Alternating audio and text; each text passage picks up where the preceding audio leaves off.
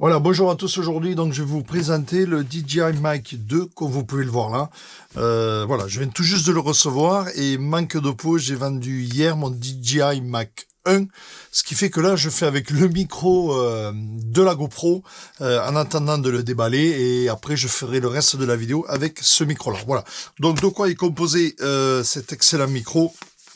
Voilà, donc on procède au déballage très rapide. Voilà, une super housse, comme vous pouvez le voir. Voilà la housse. Donc la notice des autocollants. La notice des autocollants. Et voilà, donc à l'intérieur, on se retrouve avec, on l'ouvre, la fameuse nouvelle boîte que voilà, hein, qui est plus grosse que l'ancienne version. Et c'est du métal, ce n'est plus en plastique. On a ensuite, comme vous pouvez le voir, ici je ne l'ai pas déballé parce que je la laisse dedans, j'en aurais pas trop d'utilité, une bonnette. Et la deuxième bonnette que j'ai déballée. Ensuite, on a effectivement le cordon jack 3.5 pour brancher sur les appareils photo. Et bien sûr, le cordon USB-C et USB-A de charge. Voilà, donc ça, il n'y a pas de problème. Vous voyez, là housse, il y a de quoi mettre. Personnellement, ça m'arrange bien parce que ça et ça, je n'en aurai pas l'utilité, donc je vais le remettre dans la boîte. Tout simplement parce que pour recharger le boîtier, c'est de l'USB-C. Au jour d'aujourd'hui, tous les chargeurs de téléphone peuvent le faire. Donc je prendrai le cordon de mon téléphone pour charger la boîte. Voilà, donc tout ça, je le mets dans la boîte et je le garde. La fameuse bonnette, bien sûr, je peux la ranger là. Et donc ça me laisse de la place pour ranger mon micro, le lavalier, que j'ai un vieux micro Rode. Lavalier que j'ai, je pourrais le mettre là. Voilà, donc la poche, elle est vraiment hyper pratique comparée à celle qu'il y avait avant. C'est beaucoup mieux. Et là, maintenant, on va procéder à l'ouverture du boîtier. Le boîtier, on a ici, vous voyez, un petit scotch qui nous dit presser pour ouvrir. Donc, on enlève ce scotch-là. Hop, voilà, on presse et on ouvre. Voilà, on a la boîte. Donc, à noter qu'on a quand même la partie aimantée comme avant. C'est toujours aimanté, mais on a le lock qui évite de l'ouvrir dans un sac. Vous voyez? Donc voilà, j'appuie ici et je peux ouvrir. Qu'est-ce qu'on a là? Donc on voit bien un émetteur, on voit bien le deuxième émetteur et on voit bien le récepteur. Petite précision sur le récepteur. Donc l'écran, toujours pareil, l'écran tactile, un peu plus grand que la précédente version, et la molette qui elle est vraiment hyper pratique, on verra ça tout à l'heure. À noter, très important ici, vous voyez un petit cache qui se sort pour pouvoir brancher les adaptateurs. Les adaptateurs se trouvent ici, vous avez ici un adaptateur pour tout ce qui est Lightning, pour tout ce qui est iPhone, et vous avez ici l'adaptateur pour tout ce qui est USB-C, Android, tout ce que vous voulez. Voilà, donc personnellement j'ai un Android, donc je le fais de suite. Voilà, le cache, je l'enlève et je mets de suite l'adaptateur. Vous avez la flèche, vous pouvez pas vous tromper, pour l'USB-C, pour mettre, hop, voilà, c'est mis. Et pas besoin de l'enlever, hein. Attention, vous savez que vous pouvez le mettre et le ranger comme ça. Il y a l'emplacement derrière. Pas besoin de l'enlever à chaque fois pour ranger. Une fois qu'il y est, vous le laissez à demeure, vous validez, confirmez. Voilà, une fois validé, c'est mis et vous pouvez le ranger en le laissant dessus. Voilà, ça rentre sans problème. Voilà, ça c'était la petite précision. Au niveau du cache que j'avais dessous, ben pareil, il va repartir dans la boîte, je n'en ai pas besoin. Je vais le garder pour la prochaine version du DJI Mac, la version 3, et je revendrai celui-là. Voilà. Donc au niveau du fonctionnement, rien de bien compliqué. À partir du moment où on le sort du boîtier, ben voilà, ça se synchronise automatiquement comme vous pouvez le voir. Regardez, si je l'éteins, j'éteins celui-là, appuyons, voilà, regardez, hop, ça disparaît, donc il n'y a aucun problème. Je refais un appuyons, ça se met en route, c'est instantané, voilà. Donc pas grand chose de bien compliqué. Une chose est différente comparée à la version 1, quand on faisait un double clic sur la puissance, ça coupait le son. Au jour d'aujourd'hui, ça ne le fait pas. Par contre, si on fait un appui court, regardez, je fais juste un clic, hop, le l'émetteur vibre et ça me coupe le filtre du micro. Ici, pareil, sur le... je monte un petit peu sur le play. Hop, ça, et ça coupe. Voilà, à partir du moment où vous avez ce petit logo ici, ça veut dire que le filtre est activé. Voilà, donc ça c'est un truc, c'est vraiment super bien. J'essaierai de vous faire un test à l'extérieur avec un peu de bruit, on va voir ce que ça peut donner et essayer de voir si on peut entendre la différence.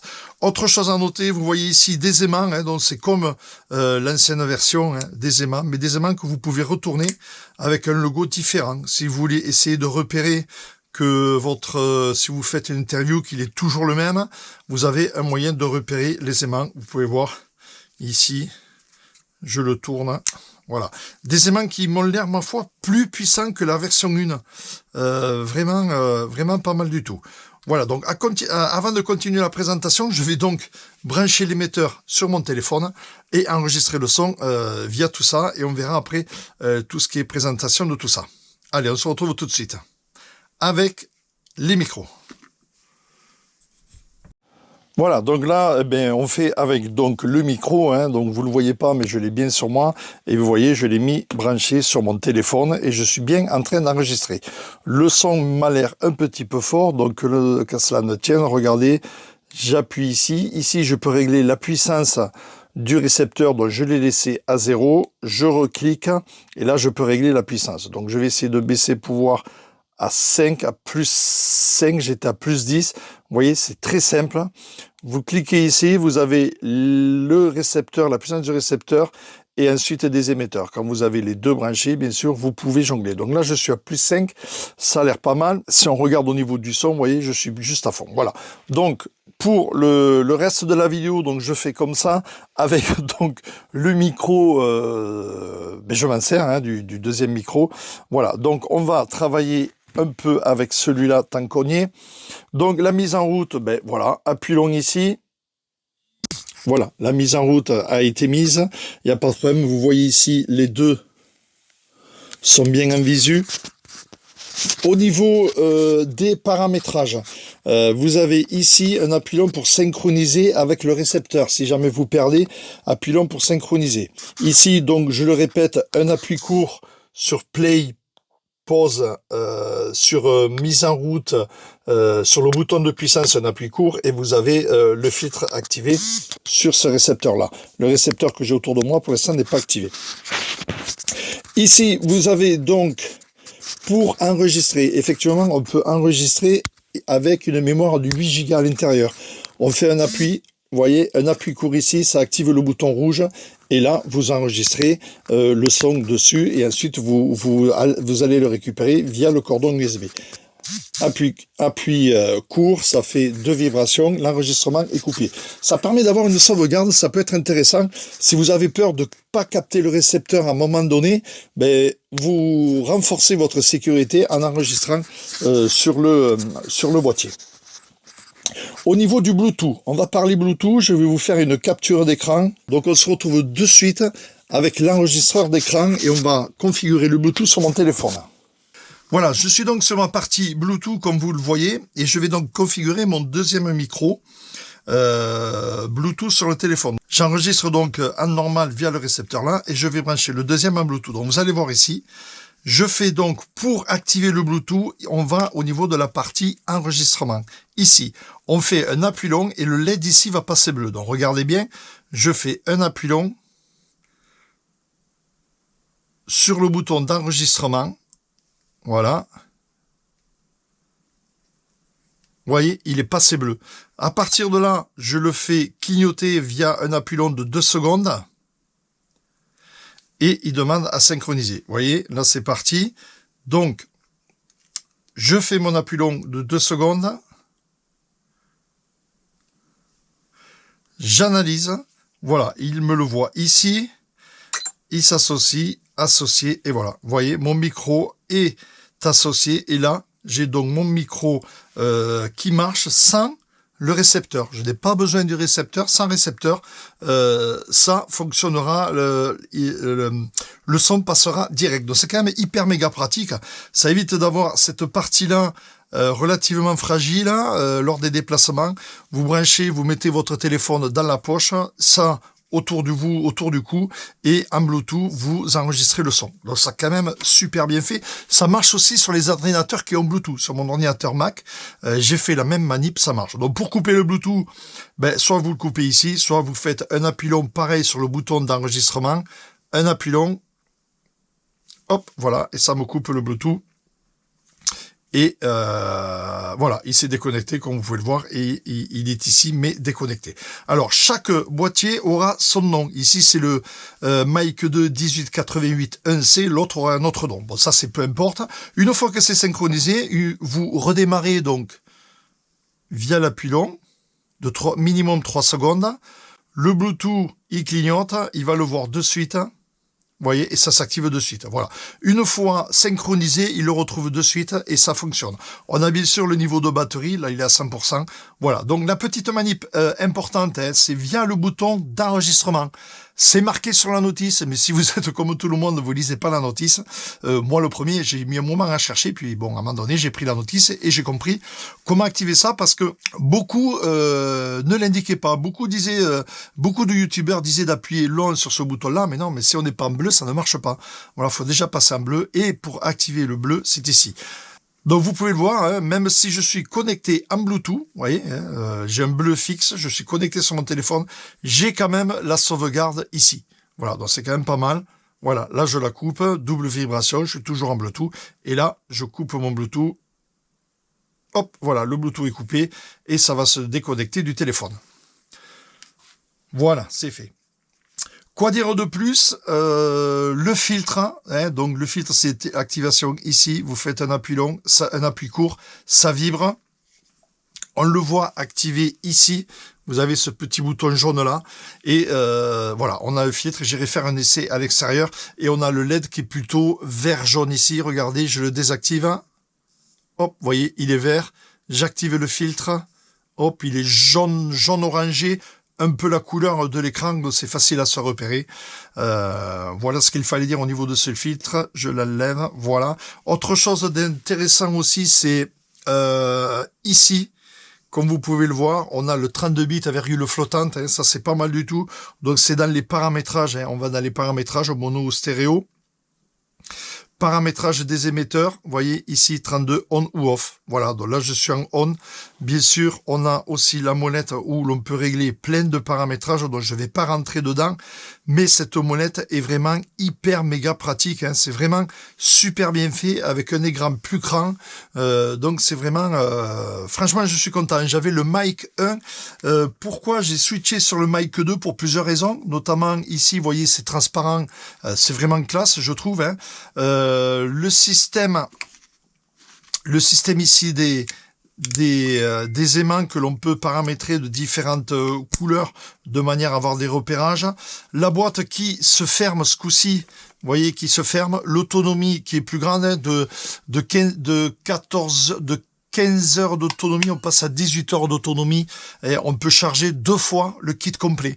Donc vous travaillez, il est vide, vous pouvez recharger 2 fois le kit complet, donc 18 heures d'autonomie, c'est quand même énorme, hein. Ça sert de stockage, je vous rappelle, mais ça sert aussi de chargeur. L'avantage de ça, c'est que vous avez fini votre journée, vous posez tout à l'intérieur, mais c'est en train de se recharger. Le lendemain, pas besoin de regarder, vous ouvrez, et vous savez et vous avez ici des voyants de charge, du niveau de charge du boîtier. Donc, voilà, là, je suis à bloc. Donc, je peux au moins recharger 2 fois le complet. C'est vraiment super bien fait. Le système de fermeture est vraiment bien là aussi. C'est de l'alu, c'est un peu plus lourd que l'ancien boîtier, mais ça paraît vraiment plus costaud. Donc, pourquoi j'ai changé de micro? Pour plusieurs raisons. Première raison, la partie transparente. Deuxième raison, pour moi l'essentiel, le fameux filtre du bruit. Et troisième raison, la connexion Bluetooth. Voilà, donc 3 raisons d'échanger. Et quatrième raison, le 32 bits à virgule flottante. Au niveau de l'enregistrement, c'est beaucoup mieux. On a beaucoup plus de marge de réglage au niveau du son grâce au 32 bits. Je vous rappelle, les anciens étaient en 24 bits. On peut le paramétrer en 24 bits aussi. Aucun intérêt. Passer en 32 bits direct, effectivement, vous aurez moins de stockage à l'intérieur. On a 8 Go comparé aux 6 Go de la version 1. Et si vous passez en 32 bits, effectivement, on passe à 14 heures de stockage au lieu de 15 heures. Hein. Donc attention, mais bon, 14 heures de stockage, ça fait quand même une grosse journée. Donc voilà, passer en 32 bits, c'est vraiment très bien. Voilà donc les 4 raisons, je rappelle. La partie transparente, je le trouve plus beau. La partie enregistrement en 32 bits. Attention donc, à propos de l'enregistrement en 32 bits, à préciser que l'enregistrement ne se fait que sur le micro lui-même, en interne. Là, ça enregistre le 32 bits, ça ne passe pas par le récepteur. Pourquoi? Tout simplement parce que, suivant le téléphone ou l'ordinateur branché, il ne le captera pas, il ne sera pas capable d'enregistrer. Donc, le 32 bits, l'enregistrement 32 bits à virgule flottante ne se fait que sur le micro. Donc, la sauvegarde que vous avez dans votre micro sera en 32 bits et il faudra réexporter ce son dans l'ordinateur via un câble USB-C, USB-C. Voilà, donc petite précision importante, j'ai remarqué que voilà, le 32 bits ne se fait, l'enregistrement 32 bits, même s'il est paramétré depuis le récepteur, mais on voit bien qu'on règle dans les émetteurs. Donc l'enregistrement 32 bits va se faire dans l'enregistrement 32 bits va se faire et se sauvegarder dans les micros. Si vous voulez travailler avec cet enregistrement, il vous faudra l'importer sur votre ordinateur. Bien sûr, autre chose importante là aussi, c'est ici, on a un passe-fil. Je ne sais pas si vous arrivez à le voir ici. Vous voyez, regardez, je passe mon micro lavalier. Voilà, je ne sais pas si vous arrivez à le voir, mais regardez, ici on a un petit passage, ça nous tient le fil, chose qui n'avait pas l'ancienne version, donc on peut passer le fil, on peut le faire coulisser sans problème à l'intérieur, vous voyez. Donc ça c'est quand même pas mal du tout, ça permet de s'accrocher au pull et quand même de garder le fil attaché ici, donc ça c'est pas mal aussi, voilà. Plein de petites nouveautés sympathiques, mais le plus important pour moi c'est le 32 bits et le filtre bien sûr ici, que l'on a, qui permet de filtrer les bruits de fond. Très, très, très efficace. Je vais essayer de vous faire une vidéo. Autre chose aussi qui est pas mal, c'est le positionnement de la petite bonnette. Vous voyez, c'est dans l'entrée micro. On la place au niveau de l'entrée micro. Vous avez l'espèce de bitonio là. Ben, tout simplement, ici, le micro. Donc, ça vient comme se mettre comme ça. Clac, vous cliquez et là c'est positionné. Donc ça c'est vraiment le top comparé à l'ancienne version où il fallait mettre un quart de tour bien visé déjà, faire le quart de tour.